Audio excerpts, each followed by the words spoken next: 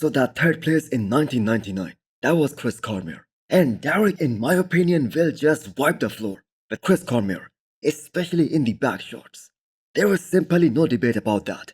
And if we just talk about that conditioning aspect, which all the guys from the 90s always talk about, the level of conditioning that Derek Lunsford brought at this past Arnold, that was simply off the charts. One of the very best that we have ever seen in the entire history of the sport. And yes, I know we have different judging criteria now compared to back in the 90s.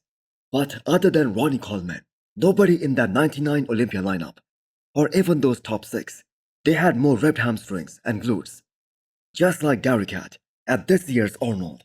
And if there is anyone out there who would dispute that Samson Derek would have beaten Sean Ray, Kevin Levrone, or Nasir Al-Sombate, then I'm gonna say they're just being delusional. We are talking about a man who weighs over 300 pounds and that too on the stage. Yes, he was kinda off at this year's Arnold, especially at the prejudging. But take his Olympia physique for instance. That was extremely impressive by every standard of bodybuilding. The point I'm trying to make here is that we all love those legends of the 90s. They are all Hall of Famers. But people always tend to glorify the past. Even when they can't outbe pros, they are pretty damn solid and pretty impressive. So this whole discussion of which era of the sport was the best, that is kind of pointless. Because judging criteria was a bit different back then versus now. But saying two current active Olympia champions, they won't be able to make top 6, let's say 25 years ago, I'm not so sure that a lot of people are gonna agree with that. Now we already established that Ronnie Coleman was unbeatable. But other than him, every other pro out there, they had more than a few weaknesses.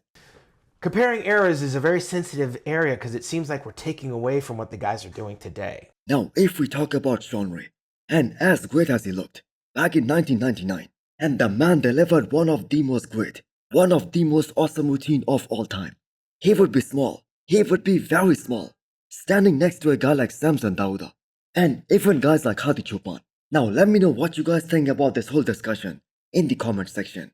Is it fair to compare different eras? And do you guys think that Samson and Derek, they won't be that comparable back in the 90s?